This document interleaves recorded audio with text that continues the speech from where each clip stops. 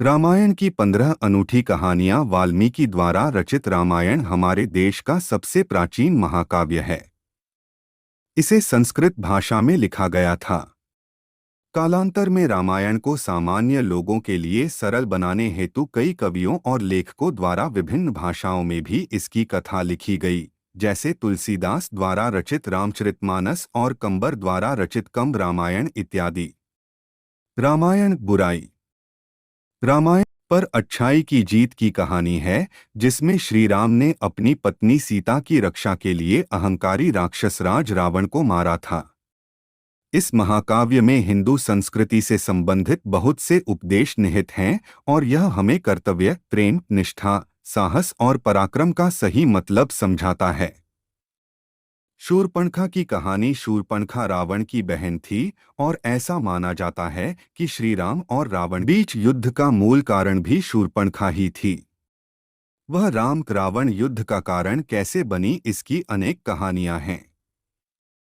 ऋषि वाल्मीकि के अनुसार शूर्पणखा ने श्री राम के सामने विवाह का प्रस्ताव रखा था।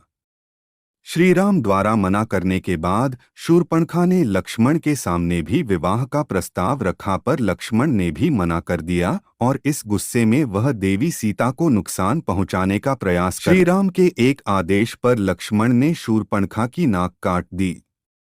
अपमानित और निराश होकर शूर्पणखा अपने अहंकारी भाई रावण के पास जा पहुंची और रावण ने श्री राम व लक्ष्मण से प्रतिशोध लेने के लिए सीता का अपहरण कर लिया।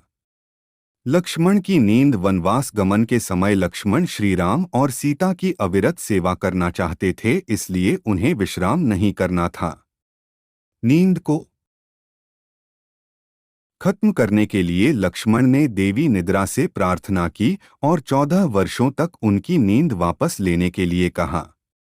लक्ष्मण के इस निवेदन को देवी निद्रा ने स्वीकार कर लिया, किंतु साथ ही यह भी कहा कि उनके बदले में किसी और को 14 वर्षों तक सोना होगा। लक्ष्मण की पत्नी उर्मिला की स्वीकृति के साथ लक्ष्मण ने वन में रहते हुए सभी रातें जागकर श्री राम और सीता की सेवा की और उधर अयोध्या में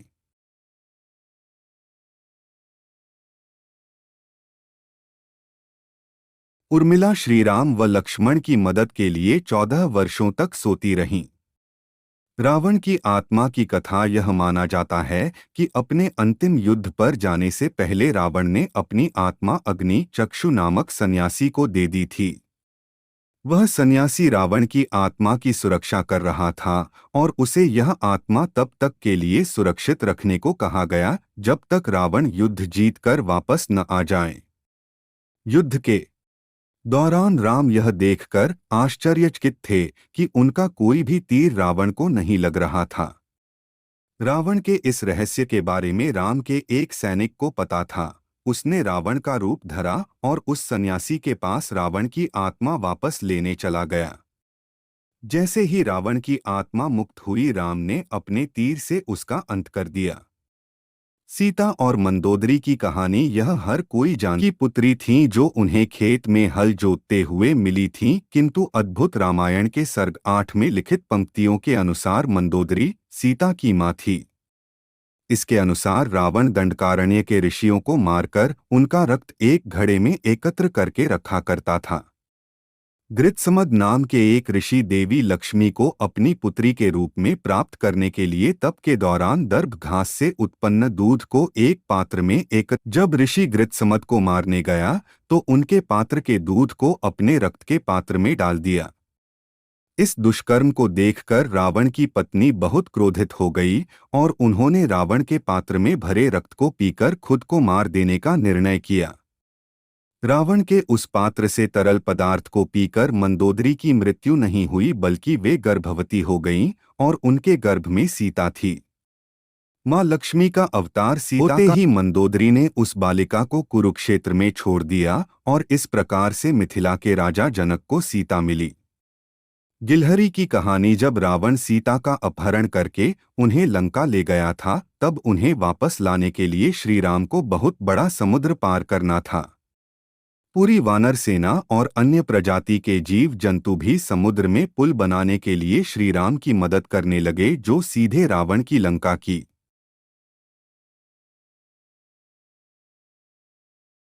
ओर ले जाता था। श्रीराम पूरी वानर सेना के समर्पण के कारण बेहद भावुक थे। तभी उन्होंने देखा कि एक छोटी सी गिलहरी भी उस बड़े से पुल को बनाने में सेना की मदद कर रही है। वह एक छोटा सा पत्थर अपने मुंह में उठाती और बड़े बड़े पत्थरों के पास जाकर रख देती थी।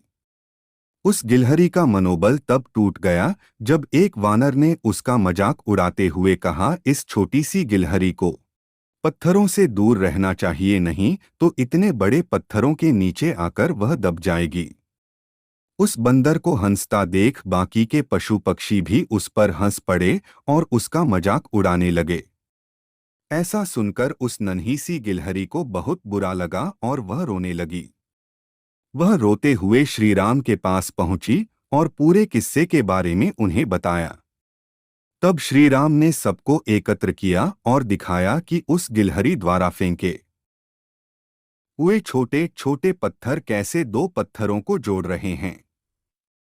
उन्होंने यह भी कहा कि कोई योगदान छोटा या बड़ा हो यह जरूरी नहीं है, सबसे जरूरी है इरादा और समर्पण।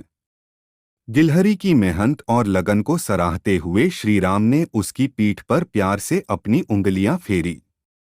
उनके प्यार भरे स्पर्श ने उस गिलहरी की पीठ पर 3 लकीरें खींच दी। यह माना जाता है कि इस घटना से पहले गिलहरियों की पर कोई भी लकीर नहीं हुआ करती थी। यह बच्चों के लिए एक बेहतरीन नैतिक कथा है जो उन्हें हर बड़ी व छोटी मेहनत की महत्ता को समझाती है। हनुमान जी को बजरंगबली क्यों कहा जाता है? एक बार जिज्ञासु हनुमान जी ने सीता माता को सिंदूर लगाते हुए देखा तो वे आश्चर्यचकित रह गए। हनुमान जी ने सीता माता से पूछा कि आप यह सिंदूर अपने माथे पर क्यों लगाती हैं? उनकी इस जिज्ञासा से सीता माता ने जवाब दिया कि वे यह सिंदूर भगवान श्री राम की लंबी आयु के लिए लगाती हैं। यह सुनने के बाद हनुमान जी ने भी अपने पूरे शरीर को सिंदूर से लिप्त कर लिया। हनुमान जी को देखकर श्री राम जोर से हंसने लगे। उन्होंने हनुमान जी को पास बुलाया और कहा कि मैं आपके प्रेम और भक्ति से प्रसन्न हूँ और अब से लोग आपको बजरंग बली के नाम से भी जानेंगे। बजरंग बली शब्द में बजरंग का अर्थ नारंगी होता है। कुंभकर्ण की नींद का रहस्य। एक बार भगवान ब्रह्मा ने रावण, विभीषण व कुंभकर्ण तीनों भाइयों से कोई भी वर मांगने को कहा। चूंकि इंद्र कुंभकर्ण के इरादों को जानते थे, इसलिए उन्होंने माता सरस्वती से विनती की और कुंभकर्ण के मन की इच्छा को बदल देने के लिए कहा। इसी कारण से कुंभकर्ण ने भगवान ब्रह्मा से हमेशा सोए रहने का वरदान मांगा। इस बात से रावण अनजान था, पर बाद में उसने ब्रह्मदेव से वरदान वापस लेने की विनती की, किंतु उन्होंने कहा कि कुंभकर्ण आधे साल के लिए सोता रहेगा और आधे साल के लिए जागेगा। श्रीराम से युद्ध आरंभ होने के पहले कुंभकर्ण सोया हुआ था और उसे कई प्रयासों के बाद युद्ध के लिए जगाया गया था। श्रीराम की मृत्यु कथा। जब श्रीराम के जाने का समय आ गया तो उन्होंने हनुमान जी को भ्रमित कर दिया